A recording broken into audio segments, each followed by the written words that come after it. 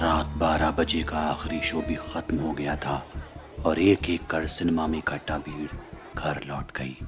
अब पूरा cinema hall वीरान था, मगर कल सुबह नई फिल्म की स्क्रीनिंग थी, लिहाजा किसी भी हाल में आज रात पूरा सिनेमा हॉल धैर्य को साफ करना था। अपनी नाइट ड्यूटी शुरू करने से पहले उसने अपना खाना खाया और फिर हाथ में झाड़ू लेकर अपने काम पर लग गया। मन में फिल्मी गाने गुनगुनाता धैर्य एक एक कर सिनेमा हॉल में लगे फर्श को चमकाने का काम कर रहा था। तभी अचानक उसे एक अजीब सी आहट महसूस हुई, मानो कोई उसके पीछे भागा हो। धैर्य फौरन उस आवाज की तलाश में लग गया, मगर अब उसे सिर्फ सन्नाटा महसूस हो रहा था। कुछ वक्त और बीता।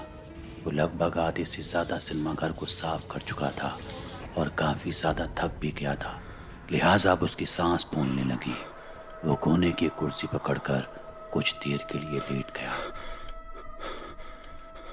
अचानक उसे महसूस हुआ जैसे कोई सिनेमा हॉल की सबसे आगे वाली कुर्सी पर बैठा हुआ है, मगर ऐसा कैसे हो सकता है, क्योंकि पूरे हॉल में तो सिर्फ धैर्य ही है। उसने महज इसे वहम समझा और लेट गया। इस बार उसे अपनी सांसों की गूंज वीरान पड़े इस पूरे सिनेमा हॉल में साफ सुनाई दे रही थी। तभी एक एहसास ने उसकी रूह कपा दी। उसे लगा कि ना सिर्फ उसकी आवाज़ बल्कि साथ ही साथ कोई और भी गुमनाम आवाज़ इस सिनेमा हॉल में गूंज रही है।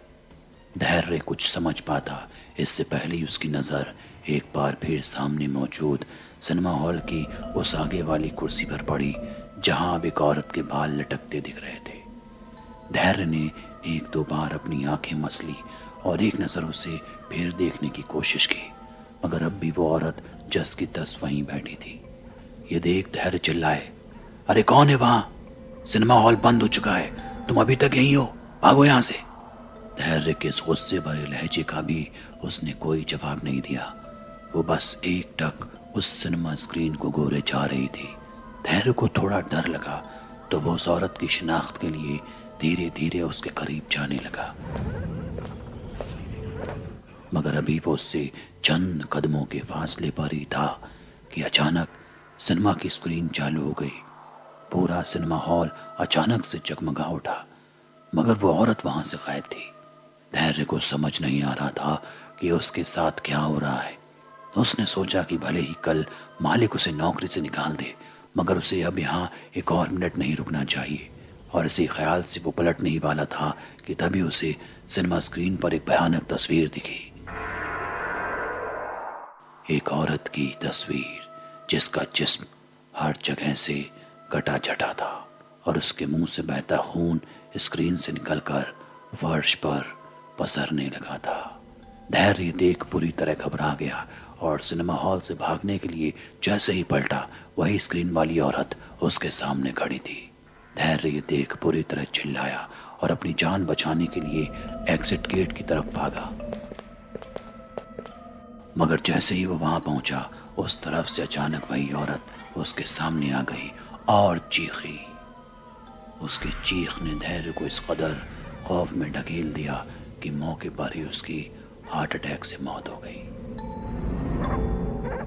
अगली सुबह जब सिनेमा के मालिक और बाकी कर्मचारी पहुंचे तो सिनेमा एग्जिट गेट से धैर्य की लाश बरामद हुई। फौरन हंगामा हो गया। जब खबर सुनकर मौके पर धैर्य की पत्नी पहुंची तो उसने बड़ा ही अजीबोगरीब बयान दिया। तो आखिर उसने अपना बदला ले ही लिया। जब सब ने पूछा कि इसका मतलब क्या है, तो धैर्य की पत्नी ने बताया कि अक्सर उसके पति के सपनों में एक भयानक औरत आया करती जो उन्हें जान से मारने की धमकी देती। एक रात पति को वही औरत सिनेमा हॉल में भी दिखी थी। उन्होंने मुझे आकर सब कुछ बताया था। जब मैंने उस औरत के बारे में पूछा तो उन्होंने मुझे करीब 10 साल पहले की एक घटना बताई, जब उन्होंने नाइट शो का फ़ायदा उठाते हुए फिल्म देखने आई एक लड़की के साथ बलात्कार किया था और फिर किसी को इस हरकत की कानो कान खबर ना पड़े, इसलिए उसे मारकर इसी सिनेमा हॉल के नीचे दफना दिया। ये घटना पूरे शहर में आग की तरह फैल गई और इस सिनेमा की लोकप्रियता 90% बढ़ गई। आज भी जो लोग यहाँ हॉरर मूवी देखने आते हैं वो कहते हैं कि फिल्म देखने के दौरान उन्हें कई बार एक औरत सिनेमा हॉल के कोने से उन्हें घूरती नजर आती है।